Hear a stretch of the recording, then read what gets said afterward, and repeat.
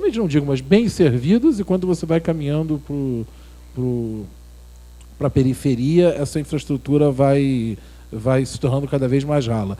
Isso significa que pensar uma outra comunicação na cidade, no meio urbano, significa também pensar uma outra cidade. Então as duas coisas estão imbricadas, né? Não basta só pensar vamos pensar uma outra comunicação para essa cidade. Não, vamos pensar uma outra comunicação para uma outra cidade, porque mudar a comunicação é também mudar a cidade, e essa cidade, acho que o que foi dito aqui na mesa deixa isso absolutamente claro, essa cidade não nos serve, essa comunicação não nos serve, essa cidade não nos serve, as duas estão absolutamente imbricadas, então mudar uma é mudar a outra. Isso significa também que não dá para ter em relação à comunicação, embora a internet esteja aí, baita conquista, a gente usa, por exemplo, o Facebook com todas as suas mazelas, né? A imagem que está lá na comunidade interna do Intervozes é muito feliz, né? Porque ela diz lá, né? Grupo secreto do Intervozes. Só nós, o Zuckerberg e a NSA, né? Porque, enfim, você está no Facebook, você deu adeus a qualquer perspectiva de privacidade. Mas, enfim, a gente usa o Facebook, tem lá os celulares são uma enorme conquista, a gente vê, por exemplo, nas favelas, as pessoas usando agora esse caso que se tornou absolutamente paradigmático aí dos policiais lá ajeitando o corpo do rapaz para criar uma determinada cena e tudo. Então, os celulares estão aí denunciando. Então, óbvio que essas novas tecnologias são uma conquista e podem ser utilizadas de formas muito interessantes, mas não dá para a gente ter uma aposta de que basta ter mais tecnologia que tudo se resolve, ou seja, basta ter mais internet, basta ter mais celular, basta ter mais essas coisas. Não, é preciso pensar outra forma de apropriar essa tecnologia. Não é só mais, quer dizer, esse sonho eu costumo dizer do McLuhan, né? Dá tecnologia para todo mundo e a democracia vem aí, né? E tudo se resolve. Isso não é verdade, é preciso repensar, é preciso criar outras formas de apropriação dessa tecnologia. Esse é que eu acho que é o grande desafio. E aí, no caso do Rio, eu fiquei pensando nesse esforço de tentar pensar aqui o que a gente poderia estar conversando, eu fiquei pensando, nós temos um baita desafio, que é uma eleição que se aproxima, né? A eleição do ano que vem, que pode ser uma eleição independente do resultado que tiver, ela é uma eleição importantíssima, porque ela pode coroar ou contradizer esse processo que a gente tem assistido nos últimos anos de criar uma cidade em torno dessa concepção urbana. A gente vive um segundo Pereira Passos no Rio de Janeiro, né? Uma lógica radical de exclusão. A eleição do ano que vem pode consagrar ou não esse modelo. Portanto, eu acho que é um importante estímulo para a gente aqui, inclusive para fazer com que isso aqui não seja um evento, mas seja talvez um pontapé inicial para um debate que pode se prolongar aí, que pauta de comunicação os movimentos sociais têm para a eleição na Prefeitura do Rio de Janeiro ano que vem, né?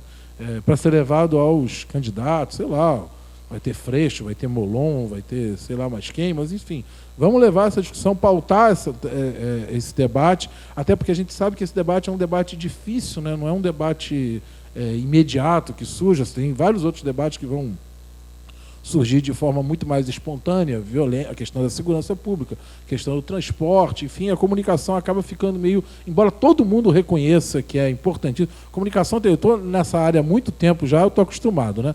Não tem ninguém que não reconheça que essa é uma pauta fundamental.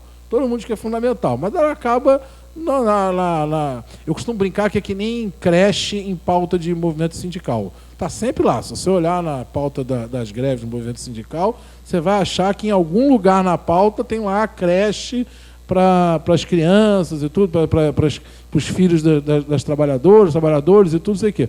Mas está lá, né? Está lá cumprindo tabela. A comunicação a gente precisa fazer um esforço concentrado, eu acho, embora esse tema tenha ganho visibilidade nos últimos anos, mas a gente precisa fazer um esforço concentrado e pautar mais fortemente esse tema. Nesse sentido, eu fiquei pensando em algumas questões aqui que poderiam orientar essa tentativa de construção de uma agenda de política pública na área da comunicação para a eleição do Rio de Janeiro ano que vem. É absolutamente chute aqui, né? Estou assim, levantei, toró de palpite, né, pessoal?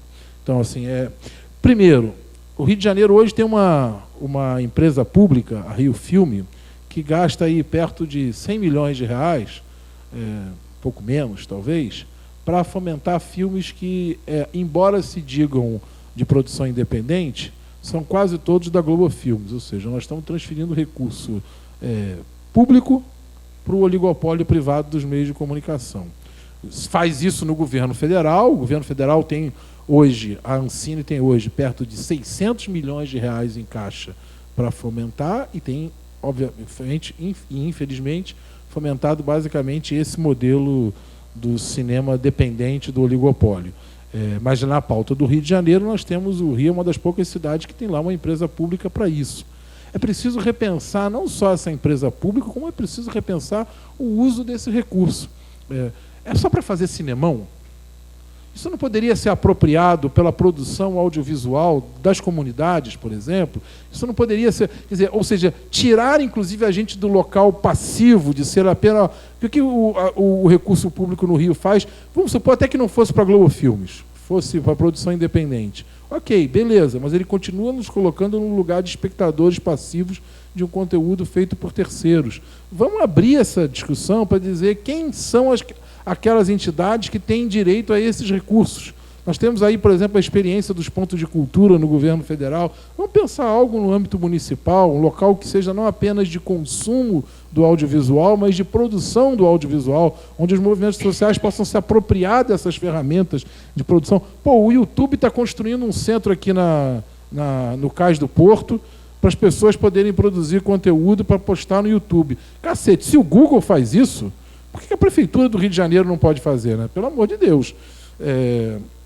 Enfim, acho que essa é uma pauta. E não só para fazer filme para cinema. Vamos pensar em internet, vamos pensar games, vamos pensar a quantidade de aplicativos que a gente poderia ter, por exemplo, para celular, que representasse apropriações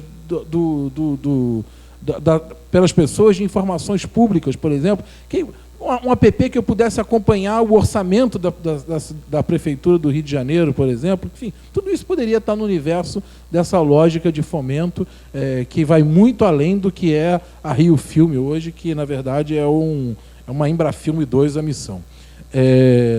Pensar a questão dos canais comunitários, do canal comunitário, no caso, e barra canal da cidadania, né, porque tem essa interface evidente. Eu acho que a Prefeitura do Rio pode ter um papel ativo, não um papel de captura desse espaço, mas um papel de estímulo para que esse espaço se desenvolva de forma autônoma.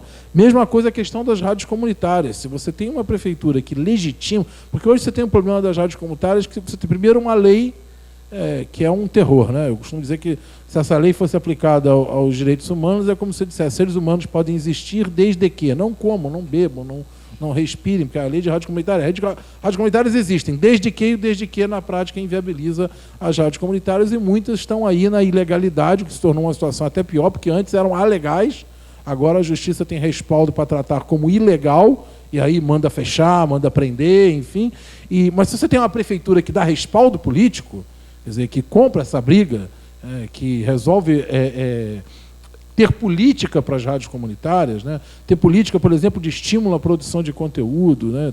É claro que isso significa também estar preparado para virar vidraça, né? Porque não é para tornar rádio comunitária chapa branca, né? E aí você precisa ter um desprendimento da prefeitura em relação a isso. A questão das verbas públicas de publicidade, né? Que é uma vergonha isso, né? A gente reclama do oligopólio privado, reclama dos grandes meios de comunicação, e o poder público está lá enterrando dinheiro nesse... Alguns órgãos hoje de imprensa, especialmente fora do eixo Rio-São Paulo, sobrevivem basicamente de recurso público, né? O sujeito está lá, é mantido artificialmente por recurso público. Eu acho que cabe pensar uma forma de transparência do uso dessa verba publicitária. Primeiro, repensar a lógica da verba publicitária, né? Porque verba publicitária de governo não era para o sujeito ficar fazendo propaganda de si mesmo o tempo inteiro. E, segundo lugar, repensar a forma de investimento desse recurso. Você imagina, por exemplo, se a Prefeitura do Rio começa a colocar esses recursos em rádios comunitárias, começa a colocar esse recurso no canal comunitário, que tipo de virada você pode dar nesses meios?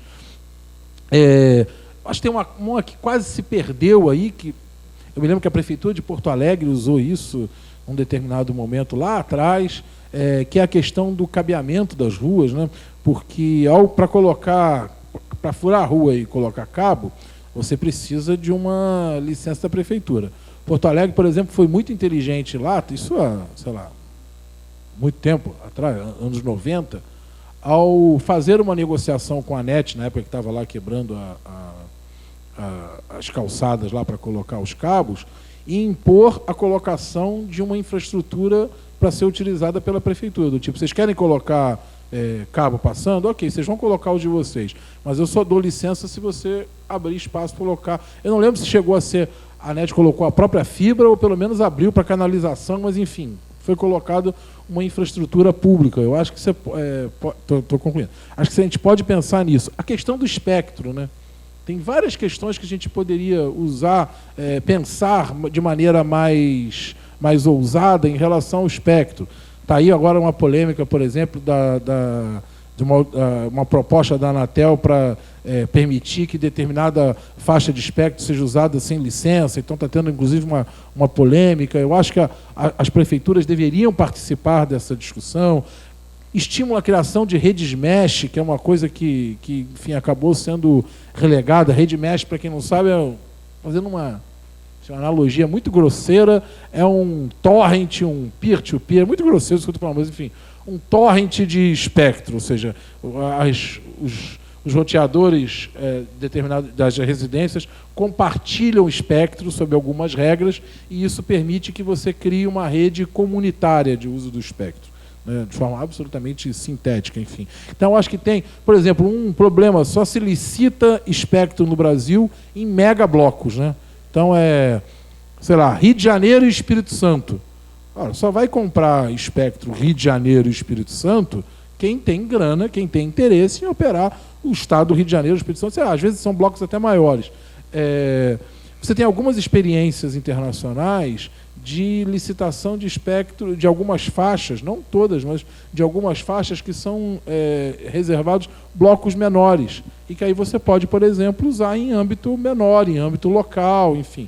Eu acho que isso, inclusive para o surgimento de provedores locais, acho que isso poderia ser tentado no Rio de Janeiro. Mas, principalmente, duas questões para encerrar mesmo. Primeiro, a criação de um conselho de comunicação na cidade do Rio de Janeiro, né? Sei lá, estou viajando aqui já, mas os conselhos de saúde, por exemplo, tem inclusive conselhos distritais, né? Você não tem só o conselho da cidade do Rio de Janeiro, você tem conselhos distritais. A gente podia pensar, inclusive, nisso no campo da comunicação, não sei se já é uma viagem começar por aí, mas até porque você respeita as realidades absolutamente diferentes da cidade do Rio. Mas, pelo menos, um Conselho Municipal de Comunicação, eu acho que isso tem que estar na pauta. E, por fim, para reunir toda essa bagunça aqui que eu listei e outras coisas que pudessem surgir, um plano diretor. Eu acho que seria, na lógica do Conselho, seria a construção de um plano diretor da comunicação na cidade do Rio de Janeiro, que daria coerência a isso tudo. Enfim, isso é uma tentativa de uma pauta, só para dizer o seguinte, que a gente tem um debate aqui, né, um ano pela frente, para tentar construir uma agenda de política pública para ser apresentada aos candidatos no ano que vem. É isso. Obrigado.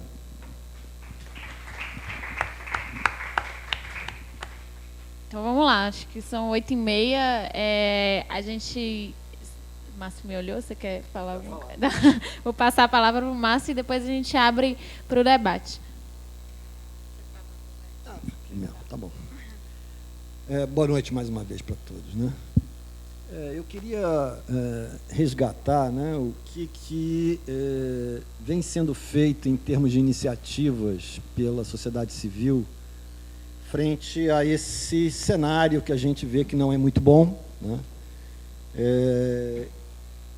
O cenário de comunicações no Brasil, ele teve uma tentativa de ordenação, né? Em 2007, houve um evento internacional em Brasília, convidados várias entidades internacionais da França, de Portugal, da Unesco, da UIT, né, União Internacional de Telecomunicações, e ficou caracterizado, bastante claro para todos que vieram e declararam publicamente que as nossas leis de comunicação eram atrasadas, eram uma colcha de retalhos imensa, e que, em função disso, o país estava ficando para trás em relação a outros países que implementavam leis mais modernas, principalmente leis que privilegiassem a convergência digital.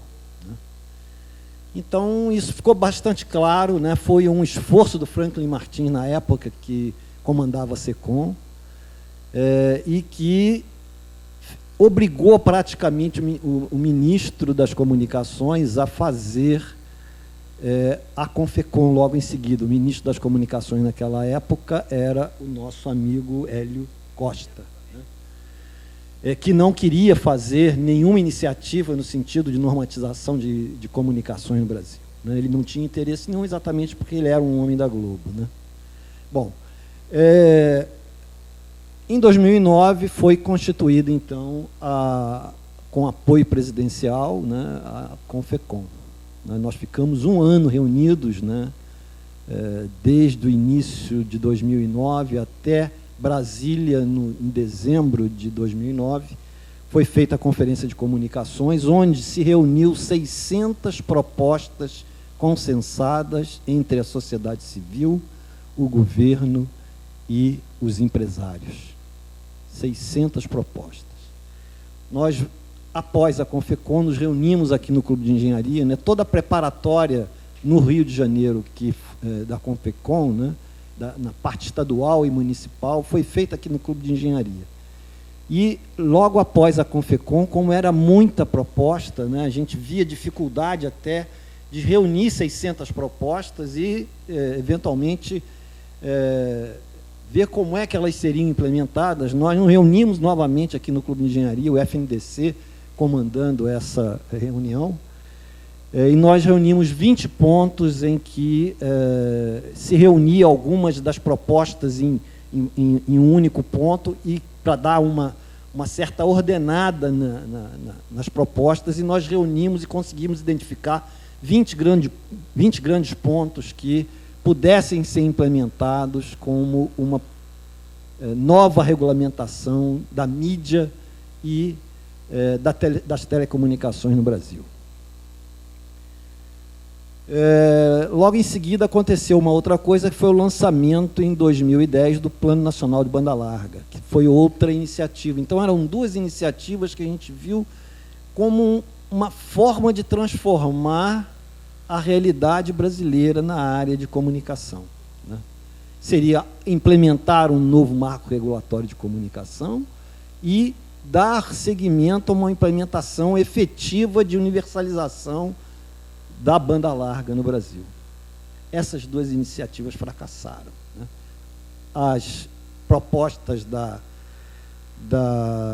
Confecom não foram implementadas logo em seguida, e também o PNBL não implementou nem 10% da quantidade de acessos que ele pretendia implementar.